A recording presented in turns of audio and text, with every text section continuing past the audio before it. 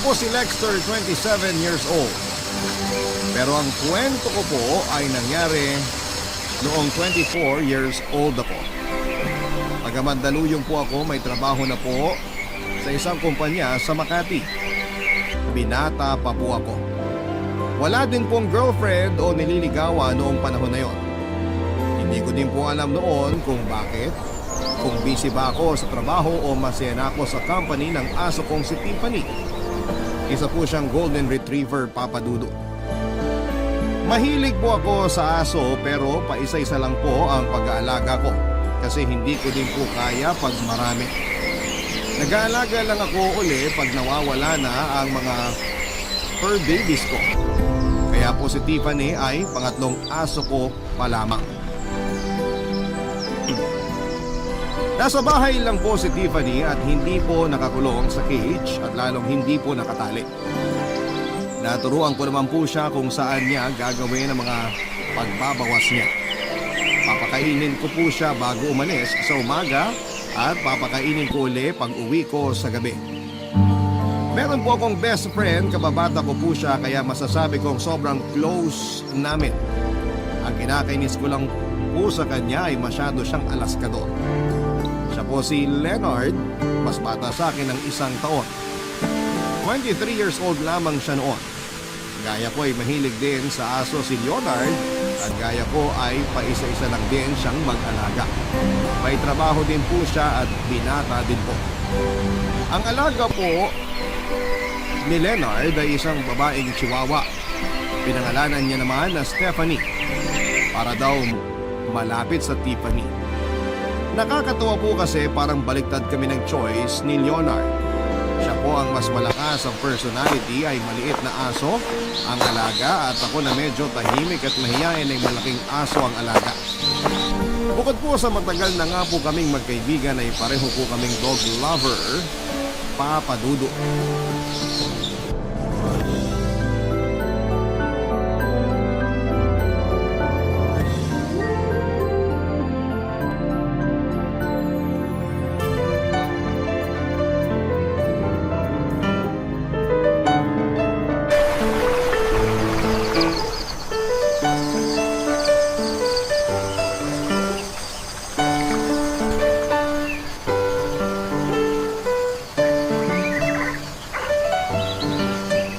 Lalaki na nila, no? Sino? Ano ka ba? E di ang mga aso natin. Yung aso mo, Golden Retriever. Natural, malaki yan. Nagsisimula ka na naman eh. Si Stephanie din naman lumaki na. Ang hirap sagutin yan. Chihuahua lang si Stephanie. Ano ka ba? Kumpara nung una mo siyang makuha, hindi pa naman siya ganyang kalaki. So lumaki na siya. Sige na, lumaki na kung lumaki. Ang lakas na din siguro kumain ni Stephanie, no? Kumpara kay Tiffany, hindi ganun kalakas. Napaka-alaskador mo naman eh. Natural, kakapiraso si Stephanie kumpara kay Tiffany na big girl. Kung big girl si Tiffany mo, pues si Stephanie ko, petite. Nakakatawa din tayo, no? Oo, kakatawa lang natin eh. Hindi yun. Ibig kong sabihin sa mga choices. Ako, gusto ko malaking aso. Ikaw naman, pagkaliit-liit. Alam mo, ngayon ko lang napansin yan. Ang choices natin? Hindi, na malaki pala ang aso mo kaysa sa akin. Joke lang. Mabuti binawi mo agad. Oo naman, kilalang kilala kita pagpatikon ka na eh. Pero mabalik tayo sa mga aso natin. Nakakatuwa lang isipin na ikaw ang mas malakas ang personality sa atin pero maliit na aso ang gusto mo. Nagtataka din ako, pero sa dami ng pinag-usapan at napapag-usapan natin, yan ang hindi natin napapag-usapan. Ikaw napakamahiyain, pero yung aso mo pansinin sa laki. Ewan, bakit mas gusto ko malaking aso? Siguro para maging visible ako. Yung aso mong malaki, ikaw magiging visible? Bakit? Ikaw bang inilalakad niya sa umaga? Nakakainis ka naman eh. Joke lang. Ano naman? Paano mo nasabi na nagiging visible ka? Sa laki ni Tiffany, laging may nagtatanong. Kaya ayun, nagkakaroon ako ng conversation. Alam mo naman na hindi ako marunong mag-approach ng tao. Kung sa bagay, pero alam mo ba, na sa liit ni Stephanie, mas madaming mag-approach sa akin? Cute kasi ni Stephanie. Ano sinasabi mo? Na ang dahilan kaya maliit na asong gusto ko kasi para magpa-cute? Hindi ganun. Funny ka din eh. Sige, nakakatawa na kung nakakatawa. Uy, wala akong sinabing nakakatawa ka ha. Sinungaling ka. Kakasabi mo lang, funny ako. Oo, funny ka. Funny walain. Pero hindi naman sa mayabang tayo ha. Total, tayo lang naman dalawa. Masabi ko lang, may itsura naman tayo pareho. Maganda naman tayo manamit. Hindi matangkad pero may tamang height. Bakit kaya wala pa tayong girlfriend? Nanligaw ka na ba? Hindi pa. Eh ikaw? Hindi din. Kaya? Hindi naman tayo bading. Torpe ba tayo? Ako? Hindi ah. Hindi ka torpe? Hindi ako bading. So torpe ka nga. Ikaw din naman ah. Walang pupuntahan tong usapan na to. Uy, biro lang. O sige na, serious na. Wala ka pa bang nililigawan? Meron na. Pero in the process pa lang. Kasi natatakot ka kaya hindi mo pa masimulan manligaw. Ikaw, bakit hindi ka din manligaw? Natatakot ako eh. Bakit yung liligawan mo ba, multo? Bahala ka nga. Ang pikon naman na ito. Ganto na lang. Unahan tayo magka-girlfriend. Naghahamon ka. Sige, call ako dyan. O sige ah, magkano premyo? Walang pera. Pangit naman na parang pinagpupustahan natin ang babae. O sige, ganto na lang. Kung sinong mas maunang magka-girlfriend, ang mas pogi. Call. Tara na, may pasok pa tayo. Oo nga, tara. Tiffany! Ginawa namin ang usapan, Papa Dudut, pero walang involved na pera. Walang pustahan. Parehong mahihina ang loob namin sa pagka-approach sa babae pag manliligaw na. At least sa usapan namin, nagkaroon kami ng motivation.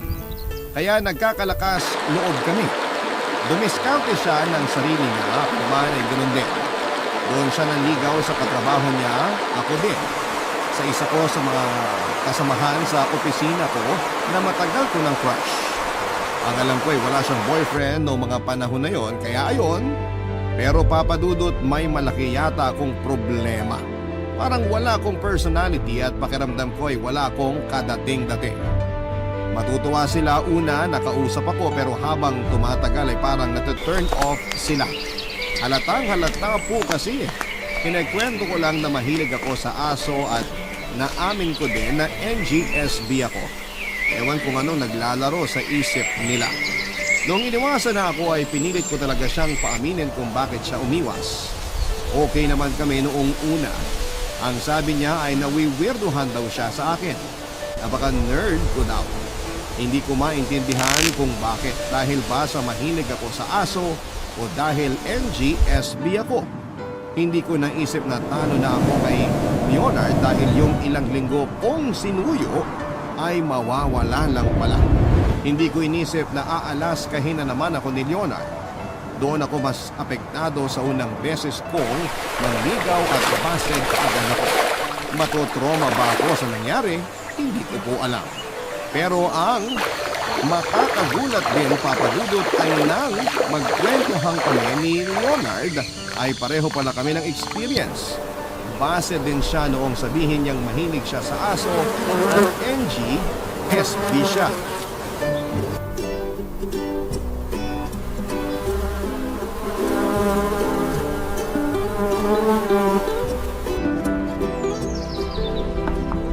Lex!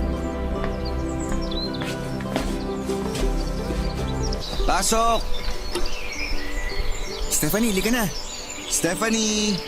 Si Tiffany. Nandyan sa likod. Pakawalan mo na lang. Siguradong pupuntahan niya yun dun sa likod. Nagkita na naman na mag-best friend. Excited eh. Baka magsasabihan ng problema. Baka nga. So anong problema? Bakit? Pag may problema, ako agad? Bakit? Mukha ba ako may problema? Bakit? Mukha din ba ako may problema? Alam mo sa umpisa ng salita mo na obvious ka eh. Umamin ka na kaya? Oo, may problema na. Sige na, asarin mo na ako. Hindi ko pa nga alam kung anong problema mo eh. Kunyari ka pa. Sigurado namang tumatawa ka na sa loob mo. Ano nga? Busted ako. Oh, okay na. Tawa na. Hindi ko gagawin yun. Aba, bago yan ah. Kasi, busted din ako eh. Talaga? Ewan? Bakit ganun? Ginalingan ko naman manligaw. Ikaw na yan ha. Sa literal na buhay, mas makapal na ang mukha mo kaysa sa akin. Pero nabasted ka pa rin. Ako pa kaya. Ano bang problema sa akin? Hindi ko nga alam eh. Nagsisipilyo naman ako. Nagdi-deodorant naman ako. Palagay ko wala sa amoy natin at wala din sa itsura natin.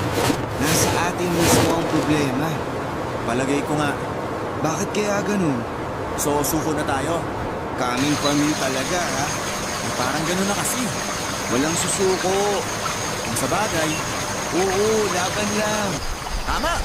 Laban! Tuloy ang usapan ha. Oo, hanggang walang nagkaka-girlfriend sa atin. Okay, sige. Nagkalakas lobuli ako. Hindi ako torpe. Hindi ako torpe. Hindi ako torpe! Iba mag-motivate ha. Teka, may nakilala ka na ba? Medyo, pero hindi ko pa nililigawan kasi naguloksa pa ang puso ko sa last heartbreak ko eh. Ako, pagkalibing ng sawing puso ko, rumecover agad ako eh. Binuhay ang bagong puso. Tumatalinhaga ka na. Siyempre, inspired eh. Oh, sabihin mo na. Ikaw muna. Meron na rin ako nagustuhan kaso nga, nag-iipon pa ako. Ng pera? Ng lakas ng loob. So hindi mo paliligawan. Papatalo ba ako? Siyempre, nagbalik ng kapal ng mukha at lakas ng loob ko. Sino yung babaeng yan? Hindi ko muna sasabihin kung sino. Mahirap na. Baka maudot na naman. Kung sa bagay, ako din pakiramdam ko minamalas ako pag sinasabi ko sa'yo eh. Huwag kang ano dyan. First time mo lang nga din ang ligaw eh. Oh, pag ikaw ang binibiro, pikon. Ikaw din naman ah. O siya, magbibigay na lang ako ng hint. Sige, pagtapos mo ako din. Kliyente namin yung kumpanya kung saan siya nagtatrabaho. Kaya ilang beses na din kami nagkasama sa mga meeting. Feeling ko crush niya din ako. Kasi minsan nagkakatinginan kami. Oh, ikaw naman. Ako naman, pinsan siya ng isa sa office mate ko. Parang ganun din. Nagkakangitian kami minsan. Kaya parang ramdam ko na crush na din ako. Niligawan mo na ba? Bakit ko sasabihin? Pero maganda siya. Yun ding sinasabi kong babae. Maganda at mabait. Niyayabangan mo na ako. Kaya uuwi na kami. Baka gabihin kami. Stephanie! Papadudot, hindi kami masyadong nagpayabangan kasi tulad ko ay parang sobrang inspired din si Leonard doon sa sinasabi niyang babae. Kaya motivated naman kami. Isinantabi ko ang hiya at noong sumunod na nagkita kami ni Catherine, siya yung babaeng sinasabi ko. Pero tuwagin na lang natin siyang Kat. Yun ang nickname niya. 30 years old na po siya noong panahon na yon. Mas matanda po siya ng 6 na taon sa akin. Edad lang naman po yun, ang importante ay mahal namin ang isa't isa. Ayun nga po, nang magkita kami ay naglakas loob ako na tanungin siya na kung pwede ba siyang mayaya na magkape minsan. Papadudod sa sobrang saya ay gusto kong alugin ang opisina namin nang pumayag siya. Hanggang sa nagkita nga kami. Napakabait niya. Nakakahiyang sabihin pero siguro dahil sa edad niya kaya mas madami siyang naituturo sa akin. Kung paano mawawala ang hiya. Papadudot, ayoko na sanang ikwento ang tungkol sa aso ko pero hindi ko maintindihang bagay ay siya na mismo ang nagtanong kung may aso daw ba ako. Una ay alangan akong umamin kasi baka hinuhuli niya lamang ako. Pero dahil mahal ko ang aso kong si Tiffany ay sinabi ko ang totoo na meron. Nagbago ang tibok ng puso ko mula sa kabado ay sumaya nang sabihin niyang mahilig siya sa aso. Pero kahit kailan ay hindi pa daw siya nagkaroon ng sariling aso na aalagaan. Kasi hindi pwede sa bahay nila ang aso dahil ang daddy niya ay may allergy sa balahibo ng aso at pusa. Kaya natutuwa siya at naiinggit sa mga nakakapag-alaga ng aso. Sobrang tuwa ko noon kasi alam kong mamahalin niya si Tiffany pag naging kami. Nakakatuwa po kasi parang may anak na ako at naghahanap ng madrasta na magmamahal sa kanya na parang tunay na anak. Well, technically naman po ay ako ang magulang ni Tiffany at siya ang fur baby ko. Pero ilusyon lang po ng utak ko yon, Papa Dudu. Hindi pa nga po ako nagsisimulang manligaw eh. hanggang sa may nalaman ako tungkol kay Kat. Barangay Love Stories. Barangay Love Stories. Bumubuelo ako, Papa Dudut, pero ang tagal kong lapitan ng lakas ng loob. Pero natatakot din ako na baka nakapagsimula na si Leonard at mauna na siyang magka-girlfriend.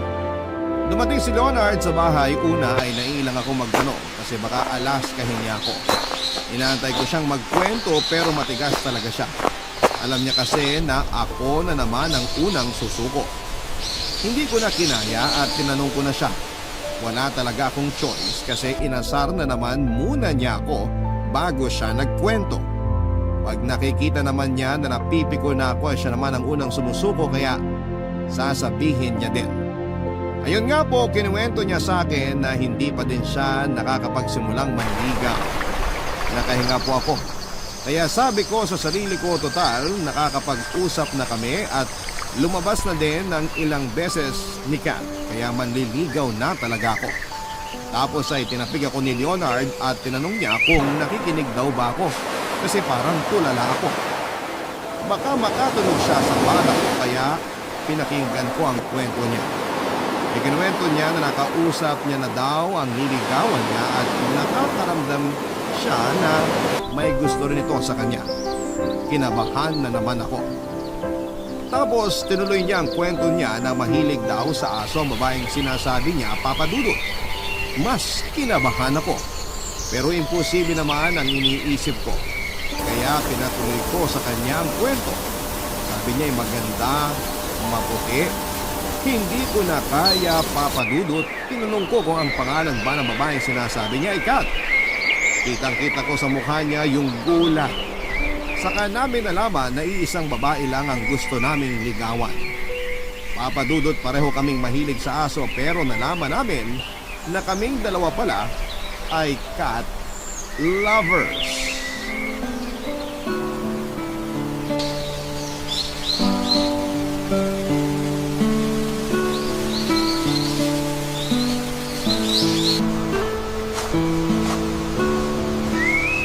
Lennon, tuloy ka. Good evening, Kat. Kumusta? Okay naman. Ikaw? Mabuti naman. Napadalaw ka. Wala lang. Nangangamusta lang. Nakakahiya naman. Pwede mo naman akong i-text o tawagan lang.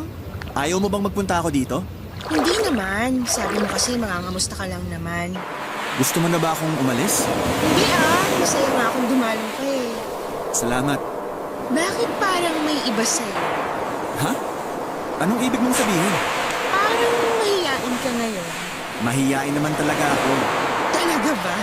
Mahiyain ako pag... may mahiinom ka ba dyan? Ay, sorry, sandali. Anong gusto mo? Juice o soft drinks? Nakakahiya naman. Hindi ba ikaw ang humingi? Ay, sorry. Wala lang kasi ako masabi. Joke lang. Nahiya nga ako, hindi kita agad na alok. Soft drinks na lang. Ikaw talaga? Bakit ka natawa? Kala ko kasi nahihiya ka eh. Sorry. Naguguluhan lang talaga ako. Bakit ba? Ano bang gumugulo sa'yo? Kasi... Kasi... Ano eh... Ano nga? May ano eh... Ano ba? Manliligaw ka ba? Oo. Ha? So, hindi ka manliligaw? Oo. Manliligaw ako. Okay. Anong okay? Okay pwede o okay lang? Sige, tanggap ko na. Suko agad? Kesa masaktan na naman ako. Bakit? Pang ilang beses mo na ba nababasted? Kung sakali, pangalawa na. Pangalawa pa lang. Yung iba nga dyan, ilang beses lang nabasted pero sige pa rin. Sinasabi mo na busted na ako? Hindi. Ang sinasabi ko, ang bilis mo namang sumuko. Hindi dapat ganun. Ewan nga eh. Anong ewan? Ewan kung bakit ako ganun. Kaya nga, huwag kang madali sumuko. Tama ka. So, manliligaw ka ba? Ha? Anong ha? Dapat sigurado ka lagi. Oo, sigurado ako. Oh, tanungin mo na ako kung pwede akong ligawan. Dapat handa ka sa isasagot ko sa'yo. Oo o hindi, dapat marunong kang tumanggap. Kat, pwede bang manligaw? Pwede. Talaga? Oo, ayan ka na naman. Ibig kong sabihin, sige, liligawan na kita. Kailan ka magsisimula? Okay ba ngayon? Isagot mo ngayon. Huwag mo itanong. Kat, liligawan kita ngayon. Yan, ganyan dapat. Oh, inumin mo na yung soft drinks mo. Salamat. Papadudot dumalaw ako kay Leonard at nakikibalita. Ayun nga po, binalita niya sa akin na dumalaw na siya kay Kat. Ay hindi po pala niya binalita, pinagyabang po pala niya. Natural po na nainggit ako na may kaunting inis. Nawala na po ako ng pag-asa. Tapos ang nakakainis pa po kay Leonard kapag nagtatanong ako, mas lalo siyang nananadya, mas lalo niya akong iniinis. Ang dami niyang pasikot-sikot tapos tatapusin. Sasabihin niya sa huli ang salitang secret. Hindi po ba nakakapikon yun? Nakikita naman niya na nabubuo na naman ang inis ko. Sa kanya sasabihin pa na pag kinuwento niya daw sa akin ay hayaan na niya. Paanong mangyayari yun, Papa Dudut? Kasi kung okay na sila, payag na rin ako. Magpaparaya na ako. Kesa naman mabased na naman ako. Malapit na nga po sana ako makaipon ng lakas ng loob para tanungin na si Kat. Kaso nangyayari nga po yun. Hindi ko po alam kung paano magpapaalam kay Kat. Para hindi na kami uling magkita. Kasi kung mahal niya si Leonard, ay hindi ko na po sila guguluhin. Pero ayoko naman pong isipin niya na hindi maganda ang ugali ko kung bigla ko na lamang siyang igugot. Papadudot, magpapaalam na nga lang po ako ay hindi ko po alam kung papaano. Magpapaalam na lang na torpe pa. Paano na lang kaya kung manliligaw pa ako? Kaya tanggap ko na talaga. Nilakasan ko na lang po ang loob ko pero hindi ako humarap sa kanya. Nag-message na lamang po ako sa kanya. Pero hindi ko po inaasahan ang isasagot niya. Gusto niya daw ako makausap ng personal at huwag sa text na. Papadudot.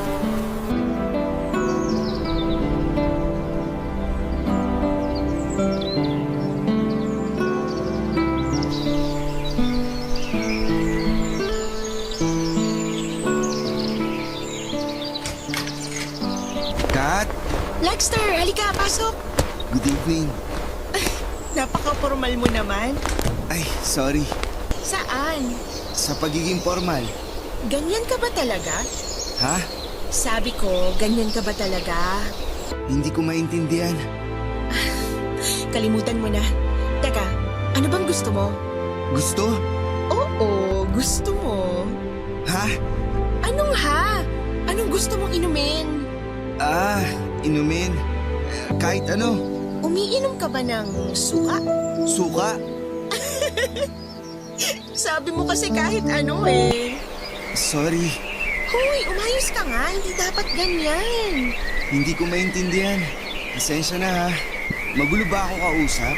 Hindi. Ang sinasabi ko, huwag kang parang mas hiyang-hiya pa sa makahiya. Dapat hinahon lang, tapos isipin mong sasabihin mo. Oo. Yung sagot mo parang galing sa ilong. Kasi... Kasi natutorpe ka. Ha? Nakailangha ka na ngayong gabi. Hindi pwedeng ganyan. Hindi masamang manligaw. Ang masama, manloko. Naku, hindi ko magagawang manloko. Mabuti. Oh, anong balak mo ngayon? Balak? Ano ka ba? Liligawan mo ba ako o hindi?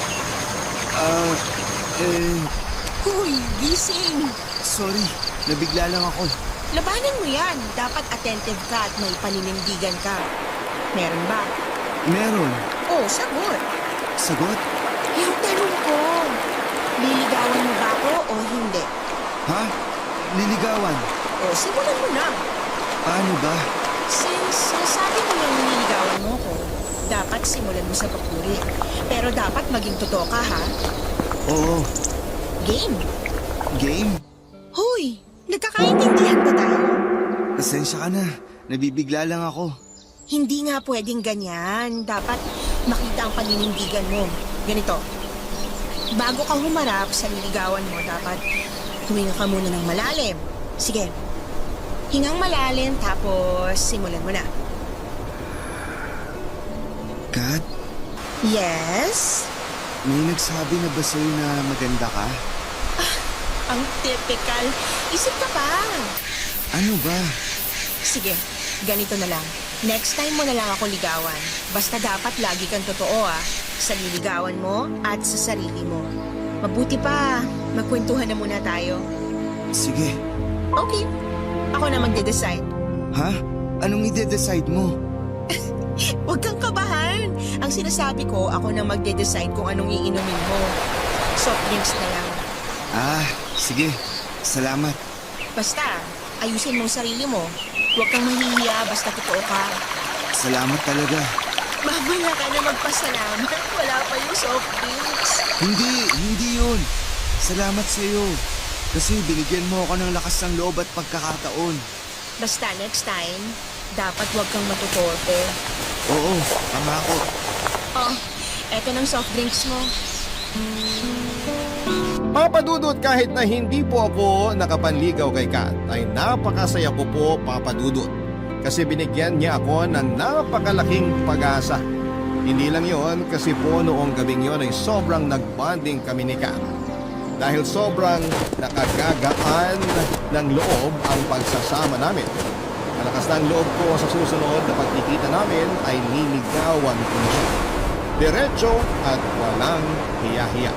Pag nasimulan ko na yon ay napakalaki na ng chance ko sa kanya at alam kong magiging kami. Papadudot, ibig sabihin na niloko lang ako ni Leonard na okay na sila ni Kat. Kaya ayoko pong ikwento sa kanya ang gabing yun. Hihintayin ko muna na sagutin ako ni Kat bago ko makipagkita muli sa kanya. Kaibigan ko si Leonard pero dahil may usapan kami ay ayoko pong maunahan niya ako. Ayokong matalo ako sa kanya. Kahit alam kong okay na kami ni Kat ay marami pa din pong pwedeng mangyari. Kaya may takot pa din ako na maungusan ni Leonard. Dahil sa mga napag-usapan namin ni Kat ay buong-buo ang katotohanan na pinasakay lang ako ni Leonard noong sabihin niyang okay na sila ni Kat. Kung kaya niyang magsinungaling ay kaya niya din pong mangagaw. Sa saya, sa dami at sa sarap ng usapan namin ni Kat ay alam kong napakaganda na ng nagiging relasyon namin. Hindi pa bilang girlfriend dahil hindi pa ako nanliligaw pero ramdam kong doon na kami papunta. Kaya naman alam ko sa sarili ko na hindi na makikipagkita si Leonard kay Kat kasi palagay ko ay busted na siya. Pero dahil alaskador nga itong si Leonard ay hahayaan ko na lamang siyang magyabang, Papadudot. Pero nagulat po ako sa mga sumunod na nangyari, mga kabarangay. Barangay Love Stories. Barangay Love Stories. Papadudot, okay na kami ni Kat pero kahit alam kong niloloko lang ako ni Leonard ay napipikon pa din ako. Kahit alam kong napaka-imposible na mga sinasabi niya tungkol sa kanila ni Kat na kesyo malaki ang chance na maging sila ni Kat. Eh alam ko naman na kami ang malaki ang chance. Pero magaling talagang manginis si Leonard at alam niya kung paano ako iinisin. Kaya naapektuhan pa din ako. Nung una, hinayaan ko lang siya pero hindi siya tumigil. Kaya sinopla ko na siya at ako naman ang nagsinungaling na kami na ni Kat. Pero di gaya ko ay hindi naapektuhan si Leonard sa halip ay tinawanan pa niya ako na mas kinainis ko. Habang tumatagal ang usapan namin ay lalo akong naiinis sa kanya. Pero nilalabanan ko dahil ang nararamdaman ko lang ang pinapansin ko. Hindi ko alam na naiinis na din pala siya sa akin. Hanggang sa uminit ang palitan namin ng salita at nagtaas kaming pareho ng boses. Una, nagulat ako sa mga nangyari pero parang binabaliktad niya ako. Na ako ang nanloloko at nagyayabang.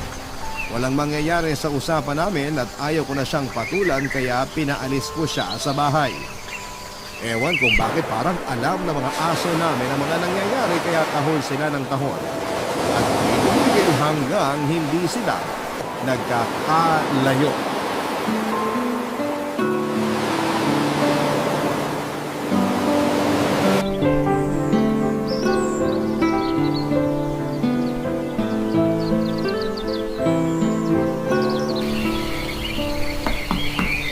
Kat, Sino yan? ako si Lexter. Lexter, tuloy ka. Good eve. Anong ginagawa mo dito? Magkakilala kayo? Dati, Anong dati? mamaya ako na-explain. Bakit siya nandito? Bakit? Anong bakit? Ikaw, bakit ka nandito? Dumalaw siya. Bakit? Anong bakit? Bakit ka dumalaw? Bakit hindi? Alam nyo, magulo kayong dalawa. Dito kayo maghapunan ha? Kasama siya? Nauna kaya ako dito. Sandali. Liwanagin niyo muna ang dinadaanan ko ha? Madilim eh. Kasi sinungaling siya. Hindi ako sinungaling. Hindi ka lang naniniwala sa sinasabi ko. Paano ako maniniwala? Sinasabi mo na okay na kayo ni Kat. Okay naman kami. O ano? Okay din naman tayo, Lexter. Oh, pahiya ka, ano? May hindi ba okay sa pagiging okay nating tatlo? Ha? Sa akin wala. Pasikat ka na naman. Bait-baitan ka eh. Kasi sa'yo hindi okay. Hindi ka kasi sport. Sige, siraan mo ako sa harap ni Kat. Bakit apektado ka? Kasi, totoo. Napaka-aliskador mo talaga eh, no? Baka nakakalimutan nyo na nag-aaway kayo sa bahay ko. Sorry. Ito kasi. Sige, magturo ka nang manuno ka. Ikaw ang tinuturo ko. Nuno ka ba? Halimaw ka eh. Mas lalo ka. Nandito ako. Baka pwedeng konting respeto. Sorry, Kat. Sorry. Okay. So, pwede na tayo mag-usap-usap ng maayos? Pasensya ka na. Nabigla lang ako. Pasensya na din. Nabigla lang din ako. Kaya. Ano? Ha? Kala mo hindi ko narinig? Nadinig mo pala. Bakit tinatanong mo pa? Sino ngayon ang alas 14 sa ating dalawa? Doon na lang ako sa kwarto. Katukin nyo na lang ako pag okay na kayo. Sorry, Kat. Bakit ba kayo nag-aaway? Teka, baka pati ako mapilosopo nyo. Parang alam ko na eh. Magkakilala kayo at pareho kayong nanliligaw. Ibig sabihin, nagseselosan kayo. Oo. Magkaibigan ba kayo? Oo. Tapos nag-aaway kayo dahil sa akin? Oo. So, bad influence ako sa pagkakaibigan nyo. Oo. Hindi. Bakit kailangan nyo mag-away? Magkaibigan kayo, dapat nga mas nagkakaintindihan kayo. Kasi si Leonard, sinabi niya na okay na daw kayo at malamang sasagutin mo na siya. Ikaw din naman, di ba? Sabi mo, kayo na ni Kat. Na-misinterpret niyo yung sinabi ko. Wala pa akong sinasagot o sinagot at sasagutin. Yung mga sinabi ko sa inyo, dahil gusto ko na maging okay kayo. Yung mawala ang katorpehan nyo. Hindi mo pa siya sasagutin? Hindi siyang pinili mo? Saka na natin pag-usapan yan.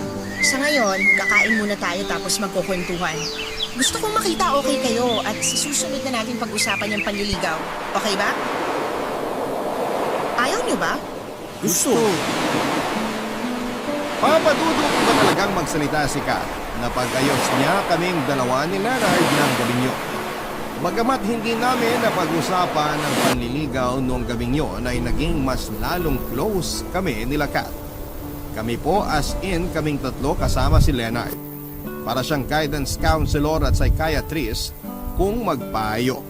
Naibalik niya yung kung sino kami ni Leonard bilang magkaibigan. Naman nagkwentuhan ang nangyari buong gabi. Mas nakilala pa namin ang malalim si Kat dahil sa mga kwentuhan namin at palagay ko. Sa daming tanong ni Kat sa aming dalawa ni Leonard ay mas nakilala niya din kami.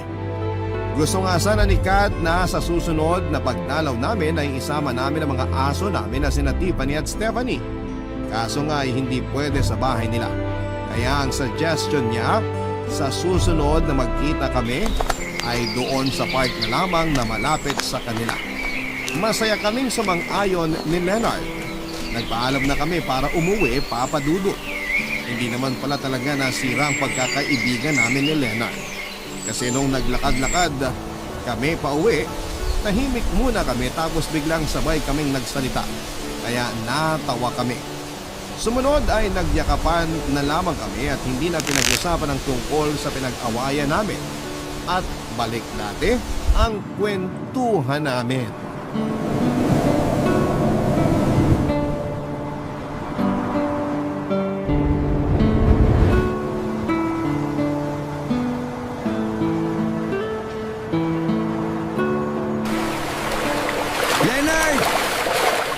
Lex!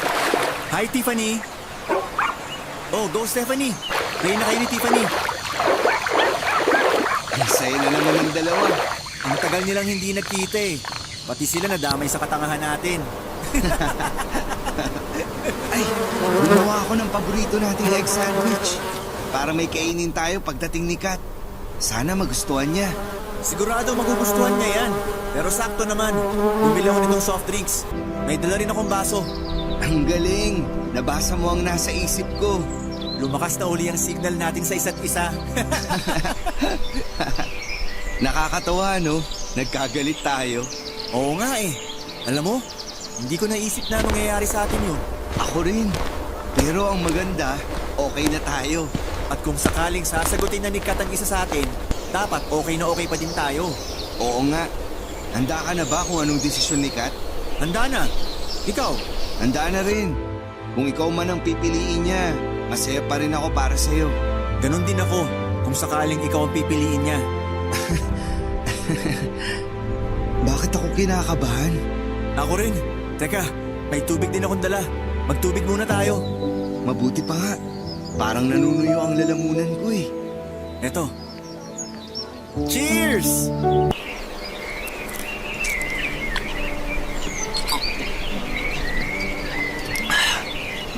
Guys! Kat! Nasaan yung dalawa? Ayun, nagtatakbuhan. Tiffany! Stephanie! Oh! I love you! O sige, play na muna kayo. Usap lang muna kami ng mga daddy niyo, ha? Kumusta, Kat? Okay naman. Eto, masaya at nakita ko sila Tiffany at Stephanie. Sila Tiffany at Stephanie lang ba ang masayang makita? Sorry, syempre kayo rin. May dala akong egg sandwich. Si Leonard nagdala ng soft drinks. Wow, ang saya naman. Picnic pala to. Oo, para mas mahaba-habang kwentuhan. Speaking of kwentuhan, may pag-uusapan muna tayo. Tungkol saan? Parang kinabahan naman ako. Kasi nakita ko yung alitan mo kahapon. Ay, okay na kami. Mabuti naman, pero may realization ako kahapon. Bad news ba yan? Huwag natin inibal ang balita ko. Sabihin na lang natin na... clarification. Ano bang kailangang liwanagin? Natutuwa ako na kahit nagkagalit kayo, na ayos at nabalik ang pagkakaibigan nyo. Kaya sana ganun din ang maging outcome ng usapan na to. Kung ano man ang kalabasan, sana walang magbago. Kat, tama ba ang iniisip ko? Magdidesisyon ka na sa kung sino ang pipiliin mo? Ganun na nga. Pangako ko, kung sino man sa amin, hindi magbabagong pagkakaibigan namin ni Lexter. Ako rin. Salamat. Yan naman ang gusto ko, yung mabilis kong maintindihan ng anumang sitwasyon. Lexter, masaya ako nagkakilala tayo. Masaya ako sa kabaitan mo. Huwag mong iwawala ang magandang ugali mo. Sana maging magkaibigan pa rin tayo. Oo, naiintindihan ko ang desisyon mo.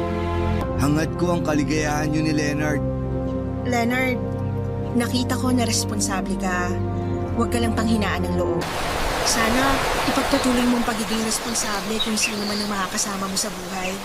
Teka, parang tama ba ang pagkakaintindi ko? Ibig bang sabihin, wala kang sinasagot sa amin ni Lexter? Sana maging magkakaibigan pa din tayo. Yung kasama ko sa malalim na pagkakaibigan niyo.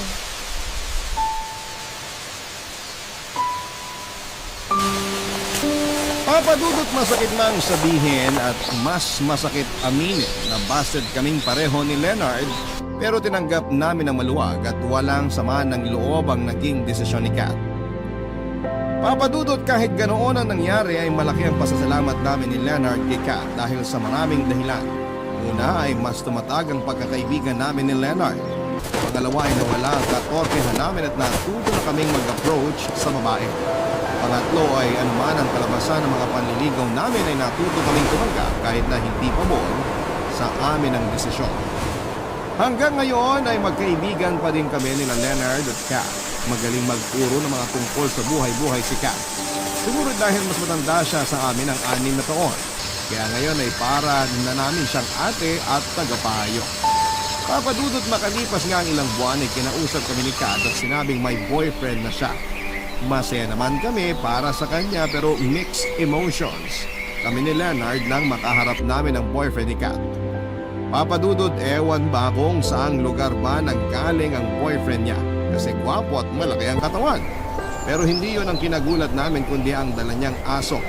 Dog lover din siya gaya namin at ang dala niya ay isang malaking Saint Bernard. Nagsasama na po kasi si Kat at ang boyfriend niya, malapit na din silang magpakasal at dahil wala na si Kat sa poder ng mga magulang niya ay fur parent na rin siya. Wala nang maa-allergy sa kanila. Kaya ang saya ng mga aso namin na sina Tiffany at Stephanie at ang higanting si Molly, yun po ang pangalan ng aso nila Kat. Naging tradisyon na namin ang magkita-kita tuwing weekend. Bukod sa mga aso ay syempre, nandun sila Kat at boyfriend niya at kasama namin ni Leonard ang mga kanya-kanya naming mga girlfriends. Ang nakakatawa ay ang mga girlfriend namin ay parehong mga literal na cat lovers. Ang mas maganda tulad naming lahat ay ganoon din ka-close ang mga alaga namin. Aso man o pusa, masaya silang magkakasama. Magandang tanghali po sa inyo at sa lahat ng nakatutok sa Barangay Love Stories ngayong araw.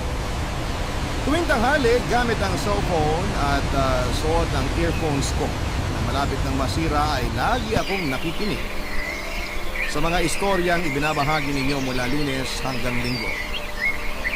Naging background ko na ang inyong boses habang nagtatrabaho ako sa kantin ng isang high school na pinapasukan ko. Papadudot, kilala ko sa pangalang Jesusa, 40 years old at 5 taon ng cook sa isang paaralan sa Maynila. Ako ang nagluluto sa mga merienda at ulam na inihahanda sa nasabing kantin ng paaralan. Jesusa man ang pangalan ko sa mga taong nakakakilala sa akin, ay nakagawian na akong tawaging Aling SP na mga estudyante. SP mula sa pagkaing espasol. Nagsimula ang lahat dahil sa panlalait. Kinakantsawan ako noong mukhang espasol dahil daw sa sobrang kapal ng suot kong make-up. Puting-puti kasi ang mukha ko kumpara sa morena kong balat. Doon na nagsimula ang tawag sa akin bilang Aling Espasol o Aling SP for short. Papadudot, may rason kung bakit nahilig ako sa pagsusuot ng makeup. Ito ang dahilan kung bakit ako nagpadala ng sulat sa inyo. Gusto kong i-share ang kwento ko sa lahat para magbigay ng aral sa bawat nakikinig. Sa mundo kasi natin ay may kanya-kanya tayong pinagdadaanan at ang mga bagay na nakikita natin ay may rason kung bakit ito gano'n. Magsisimula po ang kwento ko 10 years ago noong 30 years old pa lamang ako. Papadudot.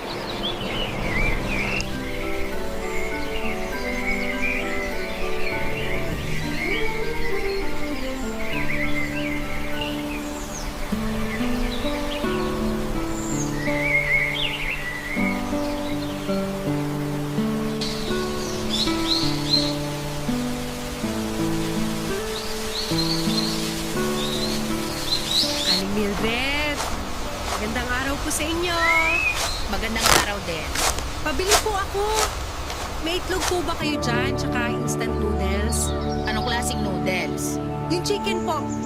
Pabili po ako isang noodles, tsaka isang itlog. Renta lahat. Ang mahal naman. Aba, mahal na talaga ang mga bilihin ngayon. Ano akala mo sa panahon natin? Dekada 90? Namura pa ang mga Ang bilis lang kasing tumaas ng mga bilihin ngayon. Hirap kumamon. Sabihin uutang ka na naman. Wala pa akong buhay na mano. Tsaka hindi ka pwedeng umutang dito. Hanggat hindi pa kayo nakakabayad sa mga naunang inutang ninyo. Hindi po, babayaran ko po ito. Eto, pasensya na po, puro barya kong dala ko. 26, 28. Daddy, ito ba? Renta po lahat yan, pakibilang na lang ulit. Susupot ko pa ba to? Wag na po, sayang yung plastic. Hahawakan ko na lang. O heto. Salamat po. Eh, yung hiniram yung pera sa akin, kailan nyo naman babayaran? Wala pa po akong may pambabayad ngayon eh. Natapusan din po kasi, may iba pa kaming binayaran. Ay naku, Jesusa. 5 buwan na yung utang ninyo sa akin. Hindi pa kasama doon yung mga listahan nyo ng utang dito sa tindahan ko. Puro na lang kayo sa susunod ng sa susunod. Napagod na lang talaga akong maningin. Huwag po kayo mag-alala. Kayo ang una kong babayaran kapag nagkapera po ako. Kailan naman kaya mangyayari yan? Kailangan ko ng eksaktong araw. Hindi ko pa po sigurado eh. Basta maniwala kayo sa akin, magbabayad ako sa inyo. Siguraduhin mo lang yan, ha? Kailangan ko yung perang yon dahil may babayaran din ako. Opo, huwag kayong mag-alala. Aling Mildred, may ano ba kayo dyan? May extra ba kayong pera dyan na pwedeng mahiram? Hihiram ka na naman? Wala ka mang pambayad, hihiram ka ulit? Kaya nga po ako hihiram ulit eh, kasi wala akong pambayad. Sabay-sabay ko na lang babayaran lahat sa susunod na buwan. Ay, naku, wala akong pera. Tigilan mo ko, Jesusa, ha? Mabait akong tao kung sa mabait. Pero masyado nang makapal yung mukha nyo para humiram ulit sa akin, gayong hindi pa kayo nakakapagbayad ng utang ninyo. Sige na po. Tambak na po kasi yung bayarin namin sa bahay eh. Wala na ako ibang malapitan, kayo na lang talaga. Ay, first mo kung lapitan mo. Doon ka sa ibang humiram. Ubus na ang aawang maibibigay ko sa inyo. Lalo na't palagi kong nakikita yung nanay mo sa sugalan tuwing hapon. Kahit magkano na po yung may papahiram niyo. Sige na po. Wala! Lumayas ka na sa harapan ko. Kung ako ang malaki. Promise, huling beses na po ito nahihiram ako sa inyo. Bayaran nyo muna yung mga naunang inutang ng pamilya nyo sa akin. Saka kita bibigyan ulit. Anong tingin mo sa akin? Bangko, natakbuhan mo kapag walang pera? Kung umasta ka, parang may pinatago kang pera sa akin, ah. Pasensya na po talaga. Wala na ba kayong ibang kakilala na pwedeng utangan? Wala! Sabihan mo yung nanay mo na maghanap ng trabaho para magkasilbi naman ang buhay niya. Sige po, salamat na lang po. Pasensya na po kayo. Galing ako sa mahirap na pamilya, Papa Dudut. 7 kaming magkakapatid at pangatlong anak ako ng tatay kong jeepney driver at nanay ko namang sugarot. Nasanay na ako sa gabi-gabing bangayan ng mga magulang ko dahil sa problema namin sa pera. Laging pagod si tatay sa buong araw niyang biyahe samantalang galit naman si nanay dahil karaniwan siyang talo sa tong its. Minsan kapag magulo ang buhay at ang bahay namin ay lumalabas ako at tumatambay sa basketball court malapit sa barangay namin. Lagi ko pong pinagmamasdan ng kalangitan. Nangangarap na balang araw ay maranasan ko ring magkaroon ng magandang buhay. Papa Dudu, ilan sa mga kapatid ko ay may sari-sarili ng buhay. Ang iba sa kanila ay maagang nagkaroon ng pamilya. Sa katunayan nga ay may 5 na akong pamangkin ngayon. Habang lumalaki ang pamilya namin ay sumasabay naman ang mga lalong paghihirap namin sa buhay. Wala akong tinapos, Papa Dudut, at dahil dito ay wala rin akong magandang trabaho. Kulang na kulang ang barya-baryang sweldo ko sa pagiging street sweeper ko noon sa dami ng gastusin sa bahay. Ito ang naging rason kung kaya nagkaroon ako ng maraming utang, Papa Dudut. Sa kabila ng kahirapan ay hindi pa rin naman ako nawalan ng pag-asa. Patuloy pa rin ang pangangarap ko sa buhay na inaasam-asam ko. Hawak-hawak ang walis at daspan ay araw-araw kong hinaharap ang mga pagsubok na dumarating sa buhay ko. Nananalangin na balang araw ay makatagpo din ako ng Prince Charming na magsasalba sa akin.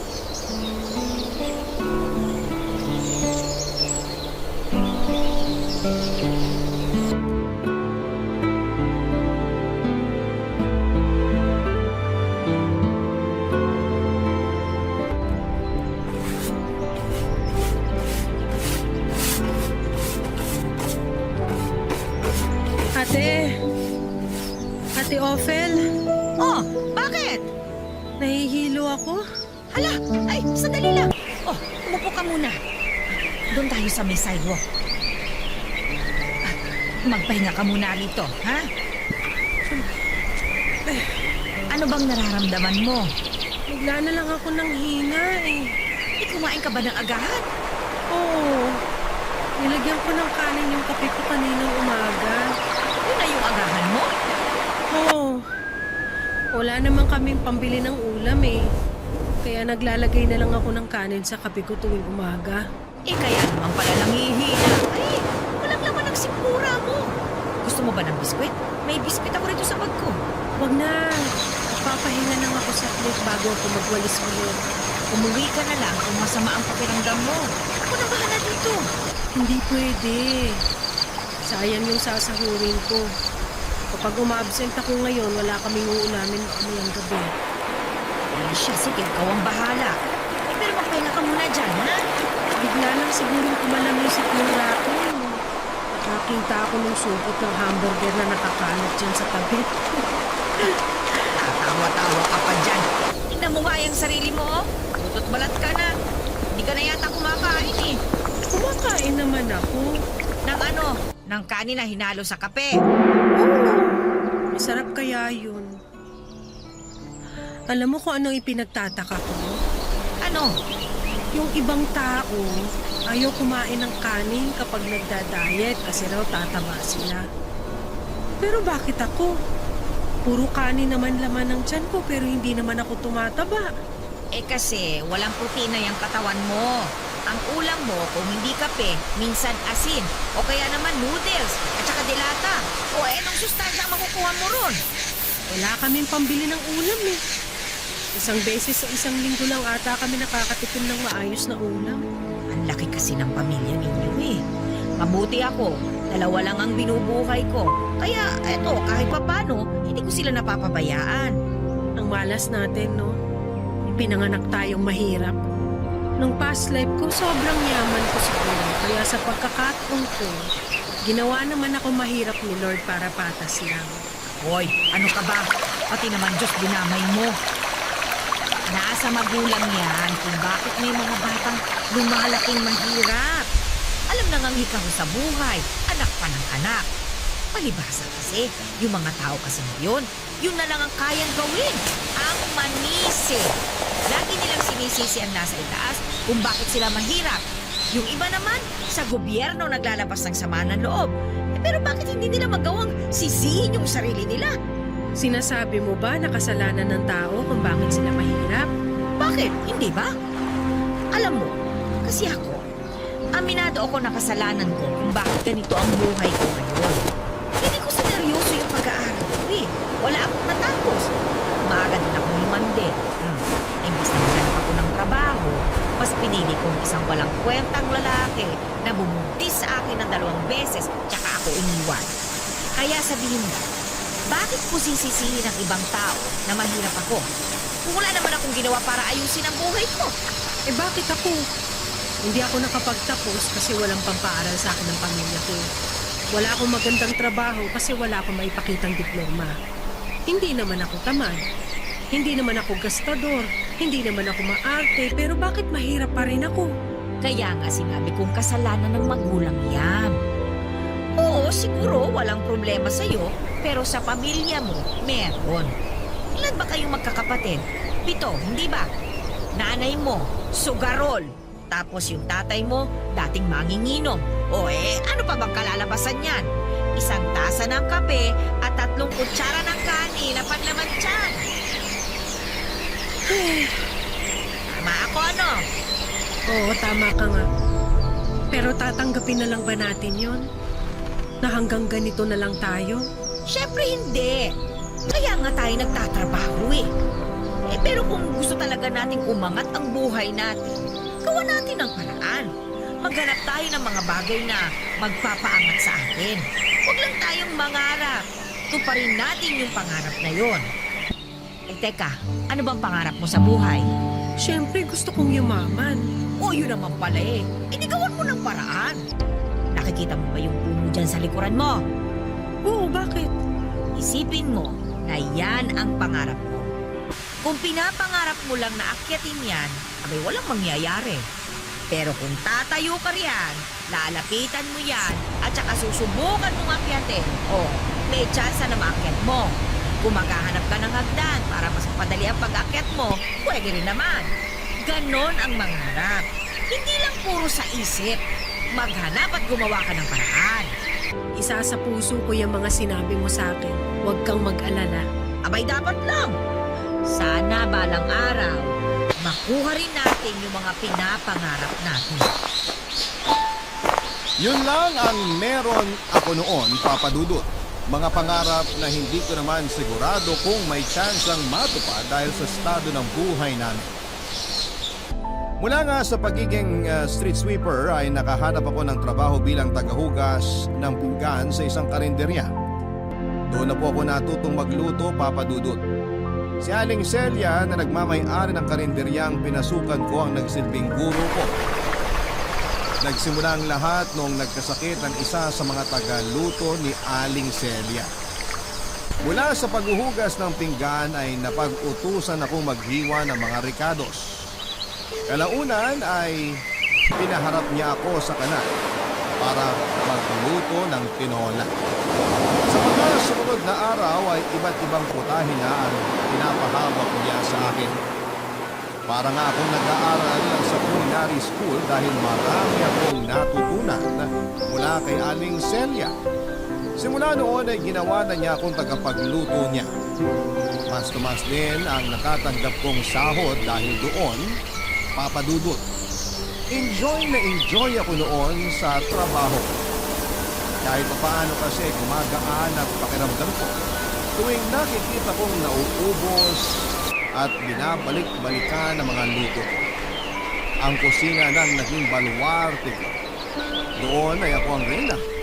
Ako ang nasusunod. Ako ang may hawak ng lahat. Kahit doon lang ay naranasan kong maging masaya pansamantala. Sa karinderyang yon ay nakilala ko si Don D. Papa Dudut. Siya ang lalaking nagpabago sa takbo ng buhay ko. Barangay Love Stories. Barangay Love Stories. Isang construction worker si Don D. Papa Dudut. May pinapatayo noong building malapit sa karinderya namin at isa siya sa mga laborer nito. Una ko siyang nakita noong minsan may pahinga po sa harap ng karinderya matapos ang lunchtime. Nakatayo siya sa di kalayuan sa amin, hawak-hawak ang sigarilyo habang nagpapahay. Unang tingin ko pa lamang sa kanya ay naakit na kaagad ako sa itsura ni Dondi. Matipuno ang katawan dahil yon ang kanilang puhunan sa trabaho. Matangkad siya, makapalang kilay na tumugma sa biligan niyang mga mata. Sunog ang kanyang balat dahil araw-araw siyang nasa ikan, pero para sa akin ay mas nakadagdag sa kanyang kabisigan ang kulay ng balat niya. Hanggang sulyap lang ako kay Don D noon. Wala naman din akong kumpiyansa sa sarili para makipagkilala kahit na crush ko siya. Halos araw-araw siya noong tumatambay malapit sa amin para lamang makisindi ng yosi. Meron kasing matandang babae na nagtitinda ng sigarilyo at tubig malapit sa karinderya at doon laging nakapwesto si Dondi kapag nagpapahinga. Tuwing nangyayari yon ay pasimple naman akong sumisilip sa kanya. Para nga po akong teenager na kinikilig tuwing nakikita ko siya, Papa Dudut. Hanggang isang hapon, paubos na ang tinda naming ulam nung biglang pumasok sa karinderya si Dondi para kumain. Umigtad ang puso ko, Papa Dudut. Noong nakita ko na sa malapitan ng lalaking dati ay sinusulyapan ko lamang, Papa Dudut.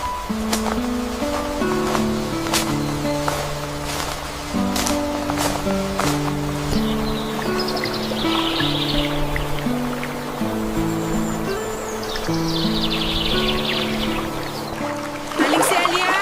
Kain na! Nahinda ko na yung pagkain natin. Nasaan na yun? Naku, nakipagchismisan na naman siguro sa kabilang tindahan. Aling Celia! Mauna na akong kumain! Bahala ka dyan! Mauna na akong kumain, baka mamaya may customer na naman dumating. Knock-knock. Bukas pa ba kayo? Ay! Opo sir! Kakain po kayo? Oo sana. Kailan pa ba? Meron pa po. Dito po, pili po kayo. Meron pong bistek, nilaga. Ito pong adobo, best seller namin. Mukhang naubusan na ako ng ulam ah. Oo nga po eh. Hapon na rin kasi. Mamaya pa ulit kami magluluto ng bagong putahe para naman sa hapunan. Bigyan mo na lang ako kahit ano dyan.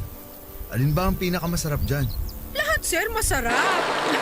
Pero i-recommend ko tong Bicol Express. Kakaibang timpla namin dito kumpara sa nakagawian. Talaga ba? O sige, yan na lang. Maanghang ba yan? Sakto lang naman yung anghang. Mahilig po ba kayo sa manghang? Hindi eh. Pero dahil yan yung inirekomenda mo, yan na lang kakainin ko.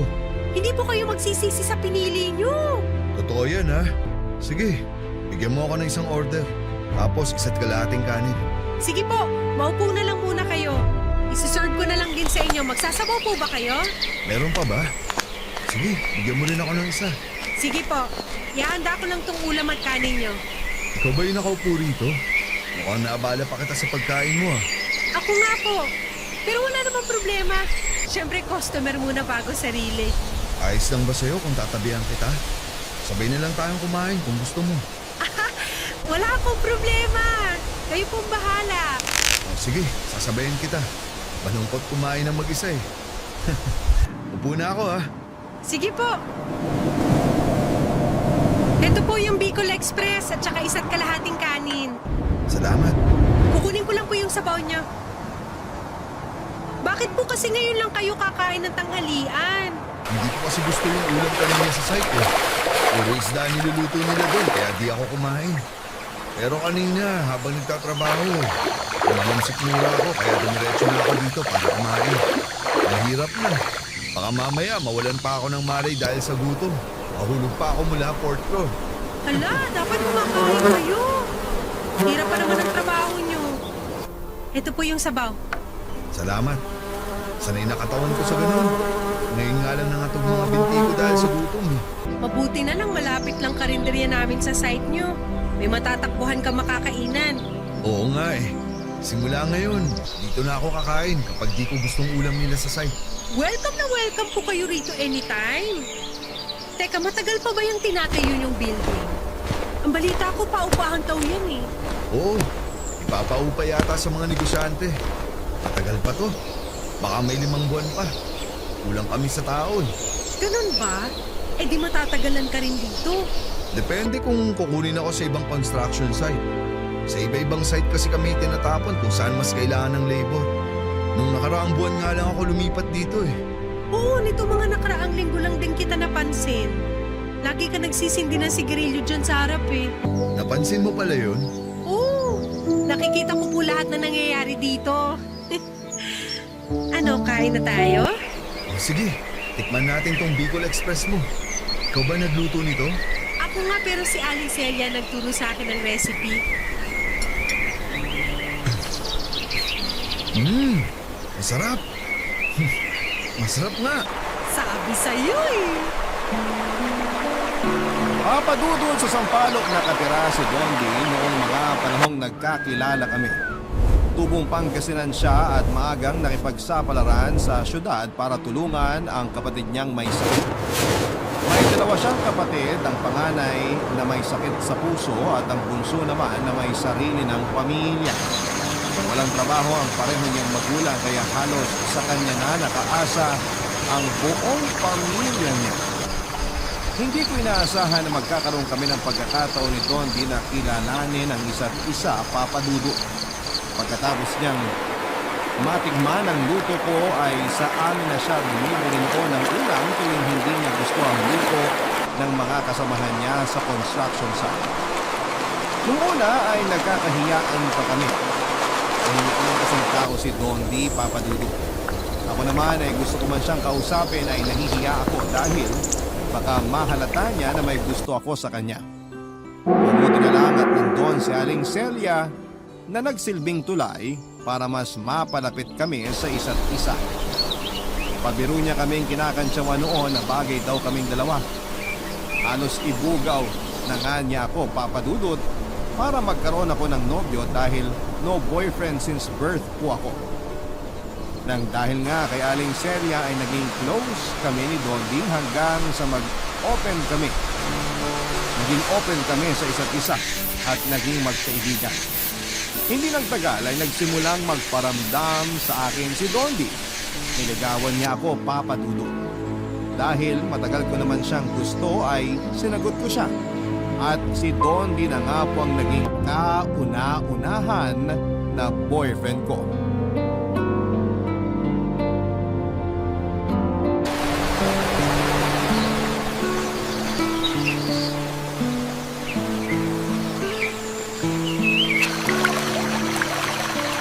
Dondi, Wow, ang susa.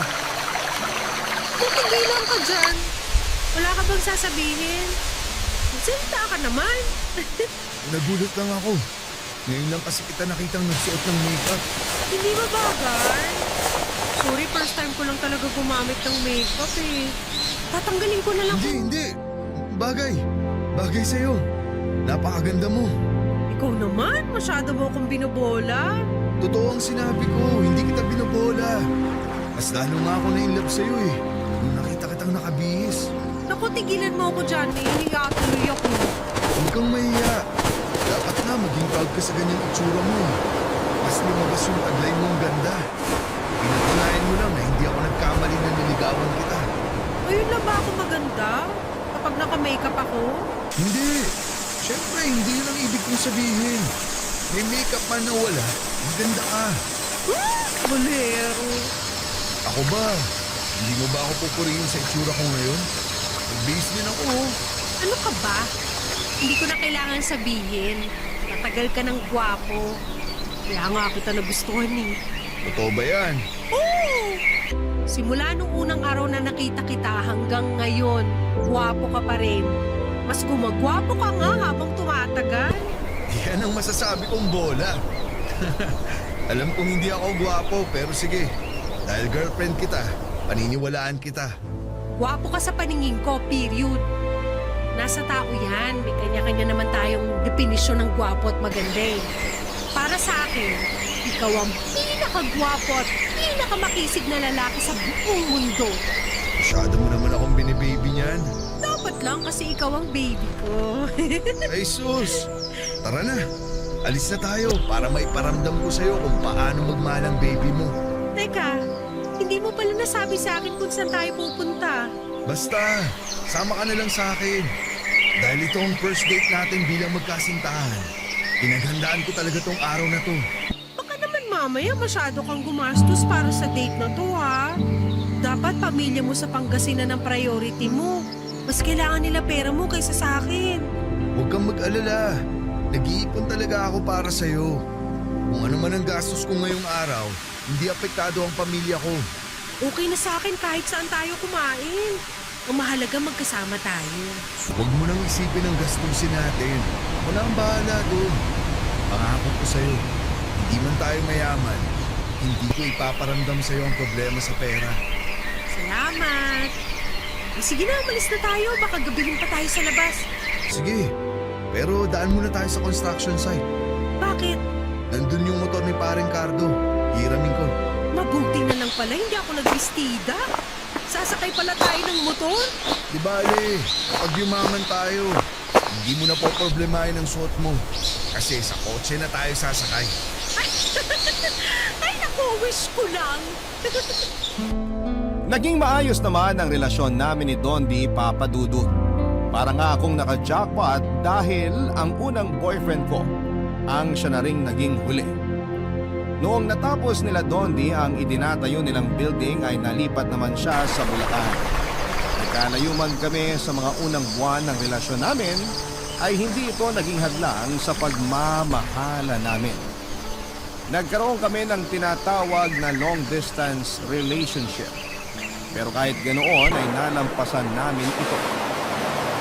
Lagi noong tumatawag sa akin si Dondi kapag gusto siya sa kanyang trabaho para kumustahin ako. At para na rin ikwento kung paano ang naging takbo ng araw niya. Araw-araw niya akong ina-update dahilan kaya sobra-sobra ang tiwala ko sa kanya. Tuwing day off naman niya ay umuwi siya sa amin para bisitahin ako. Lumipas nga ang 2 taon ay pareho naming naisipang mag-live-in ni Dondi. Lumipat kami sa isang mumurahing bahay sa Sampaloc. Iniwan ko ang pamilya ko, pati na rin ang trabaho ko, pero hindi pa rin naman nakalimot noon sa mga responsibilidad ko. Isa pa ay nangako sa akin si Dondi na bibigyan niya ako ng magandang buhay at pinanghawakan ko yon. Sa pagsasama namin sa iisang bubong ay nakabuo kami ng bata sa sinapupunan ko. Doon na nga po nagsimulang magbago ang lahat. Papa Dudut. Barangay Love Stories. Barangay Love Stories. Papa Dudut, ang pangarap ko noon ay ang makapangasawa ng mayaman pero malayo. Mula doon ang naging katuwang ko sa buhay. Hindi po mayaman si Dondi, pero kahit na ganoon ay nagpapasalamat pa rin ako dahil nabigyan ako ng mabait at masipag na kasintahan. Hindi man kami kasal para mag-asawa na ang turingan namin sa isa't isa noong nagsama kami sa iisang bubong.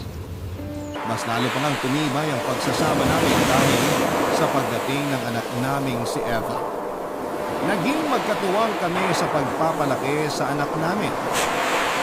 Kaso nga lang, lumipas ang mahabang panahon ay unti-unting nagbago ang ugali ni Dondi. Nagsimula ang lahat nung natuto siyang mag-bisyo, Papa Dudut. Nagkaroon siya ng barkada na mahilig sa inom at sugal. Tuwing matapos siya noon sa trabaho ay sa barkada siya dumediretso para mag-inom at maglaro ng baraha. Noong una ay pinapayagan ko siya sa gawain niya dahil tingin ko ay nararapat din naman sa kanya ang mag-enjoy, lalo na't buong araw siyang pagod sa kanyang trabaho. Kaso nga lang ay unti-unting binago ng bisyo niyang yon ang ugali ni Dondi. Naging mainitin ang ulo niya. Hindi lang siya umuwing lasing, lagi din siyang galit at nagwawala, lalo na kapag talo ito sa pagsusugal. Karaniwan, ako ang napagdidiskitahan ni Dondi, lalo na kapag wala siyang mapaglabasan ng galit. Noong una ay natatanggap ko pa ang pagbubunganga nito at pagwawala sa bahay. Pero noong nagsimula na niya akong saktan ay doon na po ako kinabahan ng labis, Papa Dudut.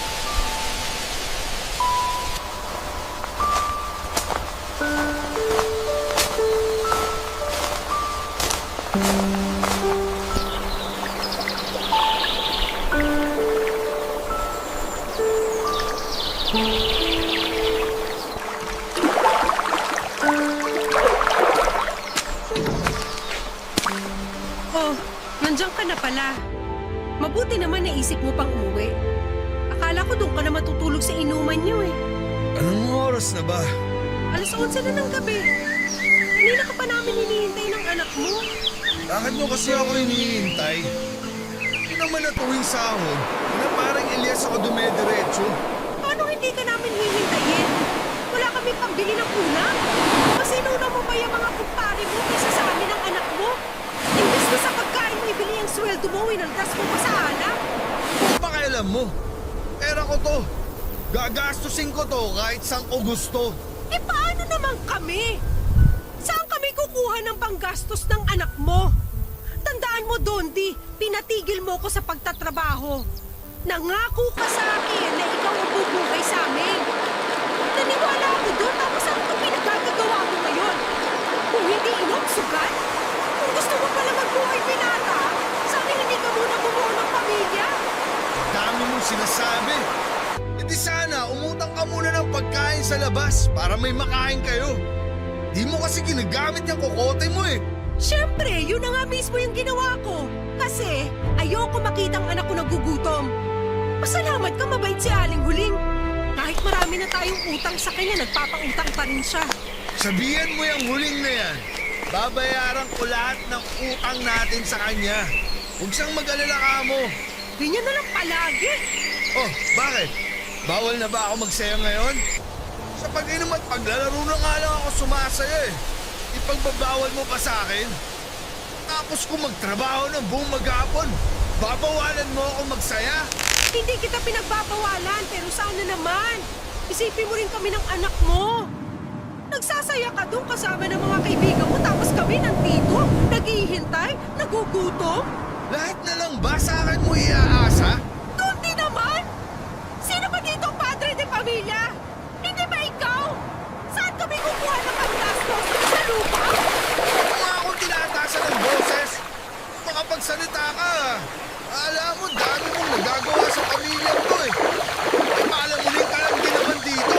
Pareho kayo ng anak mo. Ah, talaga? Sige, ikaw ang mag-alaga ng anak mo dito sa bahay. Ako ang maghahanap buhay. Kapag mukha mo sa bansa akin ang pagtatrabaho mo, eh wala ka naman na ibibigay para dito sa bahay? Anong sabi mo? Wala akong ibinibigay. Bakit meron ba? Yung bayad natin sa upa, 2 buwan na tayong sinisingil ng may-ari. Malapit na naman ang bayaran. May maibibigay ka na bang pambayad? Oh, tingnan mo! Babayaran ko lahat yan kapag nagkapera ako. Para kang sirang plaka! Lagi na lang yung sinasabi mo pero wala naman nangyayari. Makasahod mo lang, di ba? Saan na napunta yung pera? Nasa bulsa na ba ng mga kalaro mo sa sugal? Sabi mo mo akong tatasan ng boses eh. Tondi? Nalalakit ka na rin ngayon? Kaya mo na rin akong saktan ngayon? Dapat lang sa'yo yan. Talo na nga ako sa sugal. Bunga nga mo pang sasalubong sa akin. Sino ang hindi maririndi? Umalis ka na nga dyan sa dadaanan ko. Huwag mo akong tinutulak-tulak! Bakit? Bawal din ba? Sabi na huwag mo ako itulak eh! Bawal kitang itulak? Lahat na lang bawal? Itutulak kita kung gusto kitang itulak. Ako ang may pera sa pamamahay na to. Kaya ako ang masusunod. Kung gusto kitang itulak, itutulak kita. Hindi mo ako pwedeng saktan dahil buntis ako, Dondi! May bata sa tiyan ko ngayon! Papa Dudut, nakakalungkot lang makita na ang dating taong minahal ko ay unti-unting nagbago. Walang pakialam si Dondi kahit na nagdadalang tawa kumuha. Ang tanging nasa isipan lamang niya ay ang sugal at pag-iinom. Ako ang naging punching bag niya tuwing hindi maganda ang timpla ng ulo niya. Tiniis ko ang lahat ng iyon, Papa Dudut, sa ngalan ng pamilya. Pero sa pagdaan ng mga buwan ay mas lumalapan ang lumalang ugali ni Dondi. May pagkakataon noon na itinakbo pa ako sa health center dahil nagsuka ako matapos mawala ng malay. Nandun kasi ang ulo ko sa pader matapos niya akong itulak dahil sa galit niya. Mabuti na lang talaga at walang nangyari masama sa bata sa tiyan ko. Kahit pa noong ipanganak ko ang pangalawa naming supling ay wala pa rin nagbago sa ugali ni Dondi. Dahil halos lahat ng kinikita niya ay napupunta na lamang sa pagsusugal. At ako na mismo ang dumidiskarte para may makain ang mga anak namin. Pumasok ako sa isang kantin sa paaralan malapit sa amin at mabuti na lamang at may kakilala si Aling Celia na nagtatrabaho doon kaya mabilis akong nakapasok bilang tagaluto ng ulam. Kaso nga lang, Papa Dudut. Maraming estudyante ang nakakapansin noon sa mga pasa at sugat sa mukha ko. Hanggang sa isang teacher ang nagsabi sa akin na kailangan ko raw itago ang mga pasa sa mukha ko dahil hindi ito magandang ehemplo sa mga batang nakakakita. Ang ginawa ko na lamang ay nagsuot ako ng makapal na makeup hanggang sa maitago nito ang mga sugat at pasa ko, Papa Dudut. Halos araw-araw na ganon ang naging buhay ko noon. Binubugbog sa gabi at tuwing umaga naman ay binibigyan ko ng oras ang paglalagay ng makeup para lamang maitago ang mga iniwang galos ni Dondi sa mukha ko. Doon na po ako nagsimulang makilala sa eskwelahan bilang Aling SP. Mukha raw kasi akong ispasol sa sobrang puti ng mukha ko na hindi umaayon sa moreno kong balat. Hindi ko na lamang pinapansin ang mga pangangantsaw nila sa akin noon, katulad ng hindi ko paginda sa pananakit sa akin ni Dondi. Taon ang tiniis ko sa ganong klase ng buhay ko hanggang sa isang araw ay hindi ko na talaga ito nakayanan pa, Papa Dudut.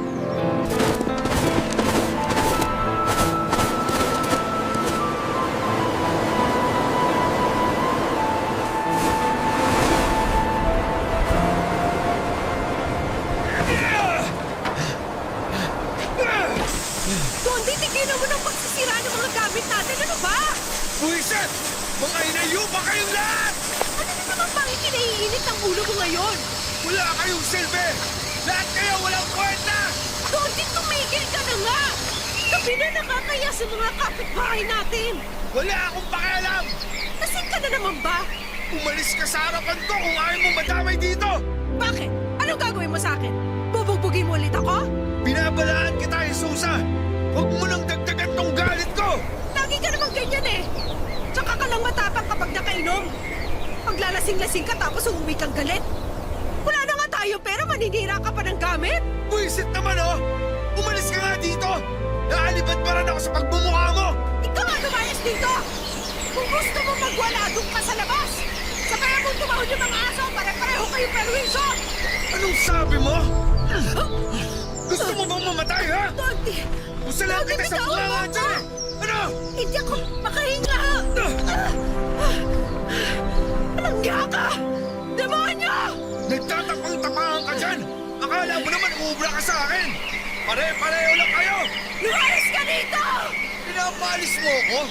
Gusto mo na ba talagang mamatay? Halika nga rito! Dodi, huwag ka lalapit sa akin! Matagal na ako nagtitimpi sa yung babae ka!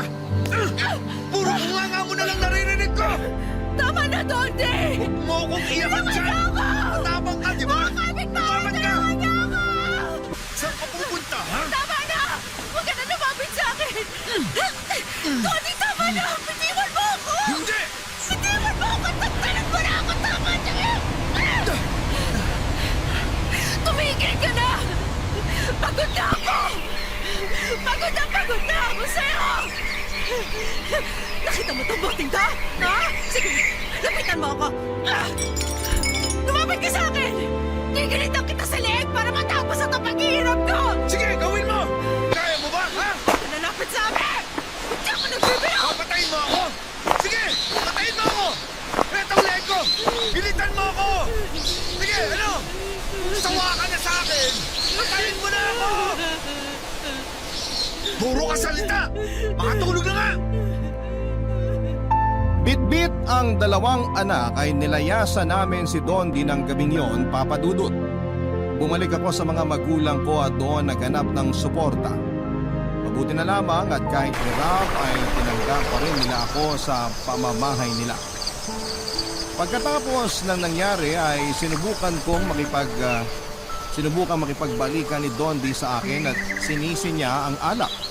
Kung kaya niya nagawang saktan ako, pero noong mga oras na yon ay hindi ko na ulit siya tinanggap sa buhay ko. Maging ang mga magulang ko ay hindi na rin pumayag na bumalik ako sa poder ni Dondi.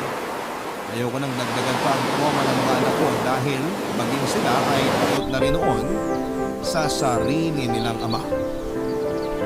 Lumipas ang mga buwan ay unti-unti na rin tinigilan ni Dondi hanggang sa nabalitaan ko na lamang na may bago na pala siyang kinakasama. Pinilit kong buhayin ang dalawa kong anak bilang isang single mom. Sa ngayon naman, Papa Dudut, ay patuloy pa rin po ako sa pagsusumikap. Wala pa rin nagbago sa buhay ko pero masasabi kong maayos na ang lagay naming mag-iina dahil wala ng taong umaabuso sa amin. Masaya ako na matapos ang napakahabang panahon ay tuluyan ko nang tinigilan ang paglalagay ng makapal na makeup sa mukha ko dahil wala na akong kailangang pang itago. Hanggang ngayon ay patuloy pa rin ang pagtawag sa akin ng mga estudyante bilang Aling SP. Yun na kasi ang nakasanayang tawag sa akin ng nakakarami na minana nila sa mga naunang estudyante na unang nagbansag sa akin noon. Hindi ko na lamang ito minasama dahil alam ko namang hindi nila alam kung ano ang punot dulo ng pangalang yon.